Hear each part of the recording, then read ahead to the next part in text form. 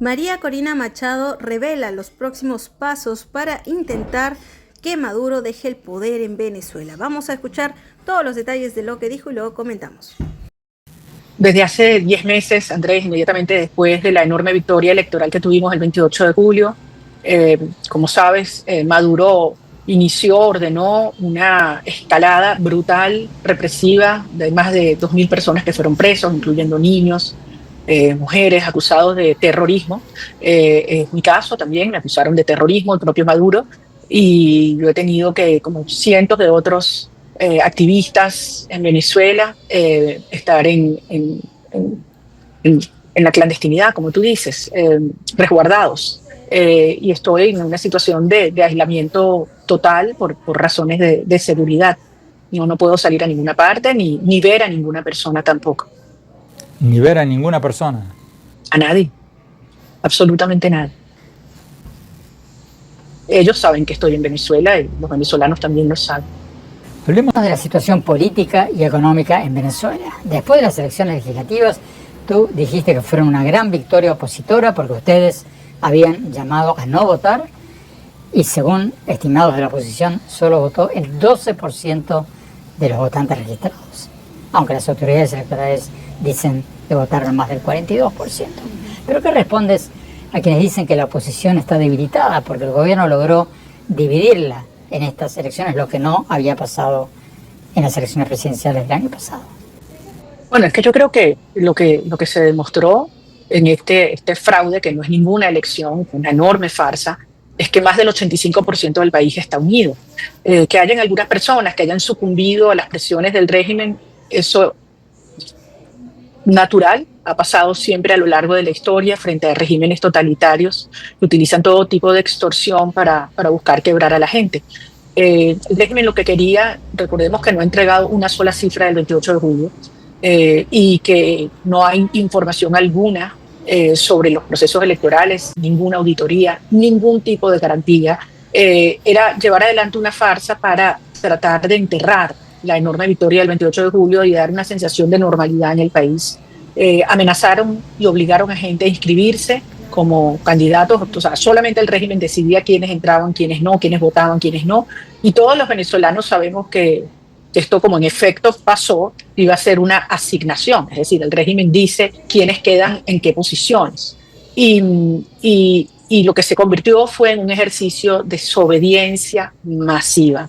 Una desobediencia muy valiente, por cierto, porque aquellos que no votaban o no participaban sabían que iban a enfrentar todo tipo de consecuencias por parte del régimen, como en efecto ha ocurrido. Amenazan a los empleados públicos, a los activistas, a cualquier persona que si no acuden a lo que ellos dicen, los van a castigar.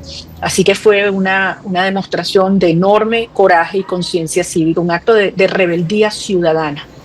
¿Qué respondes a quienes dicen que a diferencia de lo que pasó en las elecciones de julio del año pasado, las presidenciales, esta vez ustedes sí fueron divididos? O sea, ¿tú crees, por ejemplo, que Enrique Capriles y otros que instaron a la gente a votar son colaboracionistas del gobierno o cómo los definirías? Bueno, yo creo que el país ha pasado su juicio y la historia lo hará también. Yo simplemente he dicho que ese llamado de plegarse a una estrategia del régimen, lejos de debilitar a la tiranía, lo que busca es darle estabilidad y legitimidad, y el pueblo simplemente tomó su decisión, la gente tomó su propia decisión. Así que yo no creo que haya ni una dirección política dividida, por el contrario, creo que está más firme, más clara que nunca, y creo que además el respaldo de la sociedad así lo ha ratificado. Creo que ha sido una derrota monumental para el régimen, monumental.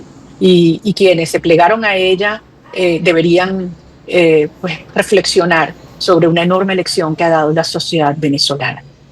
Pero ¿cómo van a hacer ustedes para vencer la apatía política en Venezuela? Porque la abstención que hubo en las elecciones del 25 de mayo puede interpretarse, como tú dices, como una gran victoria opositora, pero también puede interpretarse como un síntoma de apatía política, de que la gente está resignada a que Maduro se va a quedar en el poder para siempre.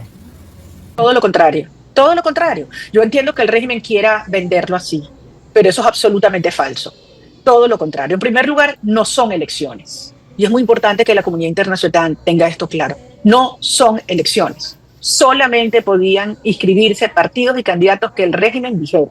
Solamente iban a votar los que el régimen dijera y solamente iban a quedar los que el régimen efectivamente dijo. Estos son asignaciones. Y no es apatía, todo lo contrario. Andrés, frente a un sistema de terror, lo más fácil es bajar la cabeza y acudir dócilmente a hacer lo que el régimen quiere que tú hagas.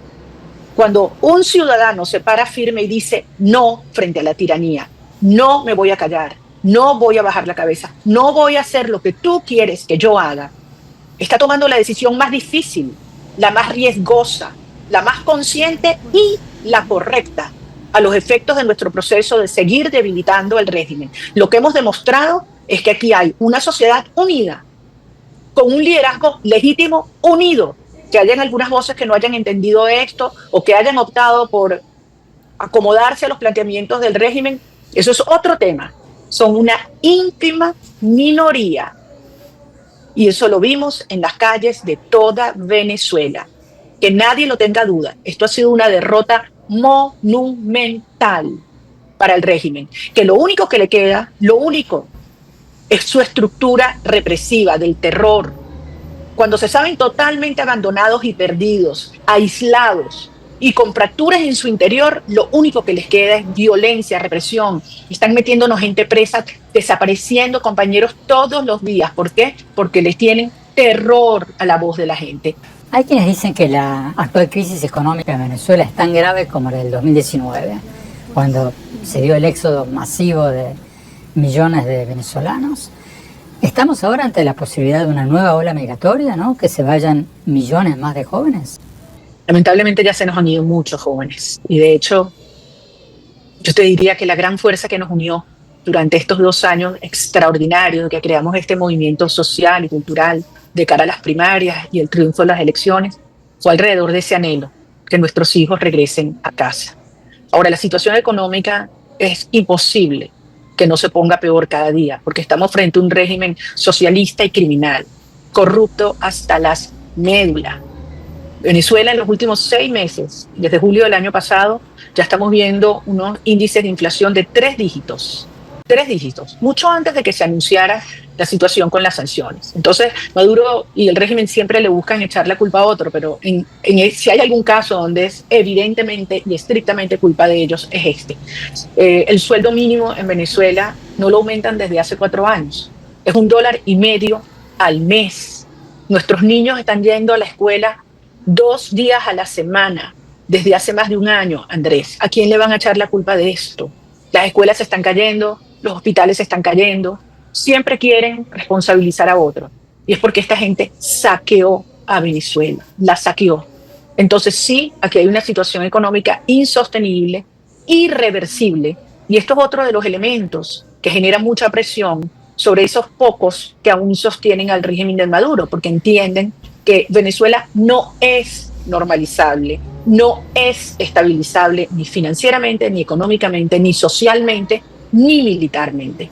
Y por el bien de todos, de la región, porque evidentemente hay una presión migratoria, pero la gente, ¿por qué se va? La gente se va cuando siente que no tiene futuro.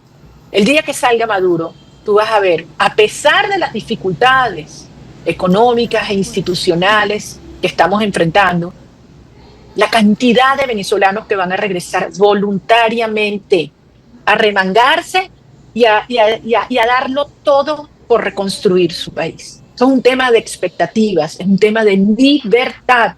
La gente huye cuando siente que no tiene un futuro de libertad y de dignidad. Y eso es lo que Maduro le ha arrebatado a Venezuela y lo que nosotros le estamos regresando hoy. Cuando Maduro caiga, millones regresarán, es lo que ha prometido María Corina Machado en entrevista con Oppenheimer. Bien, la líder democrática María Corina Machado prometió el pasado jueves que cuando caiga Nicolás Maduro, millones de migrantes regresarán a Venezuela.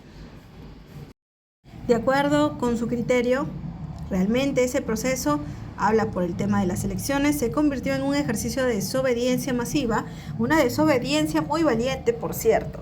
fue una enorme muestra de coraje cívico, un acto de rebeldía ciudadana, fue lo que dijo Corina Machado. Respecto al fenómeno de la diáspora que huye de Maduro, Machado recordó que lamentablemente se nos han ido muchos jóvenes y de hecho diría que la gran fuerza que nos unió durante estos 2 años extraordinarios en que creamos este movimiento social y cultural de cara a las primarias y el triunfo en las elecciones fue alrededor de ese anhelo, que nuestros hijos regresen a casa. Palabras de Machado. También aseguró que el día en que salga Maduro, a pesar de las dificultades económicas e institucionales que están enfrentando, una gran cantidad de venezolanos van a regresar voluntariamente a remangarse y a darlo todo por reconstruir su país. ¿Qué opinas tú de las declaraciones que ha dado Corina Machado? Déjalos saberlo aquí en la cajita de comentarios y no olvides suscribirte al canal.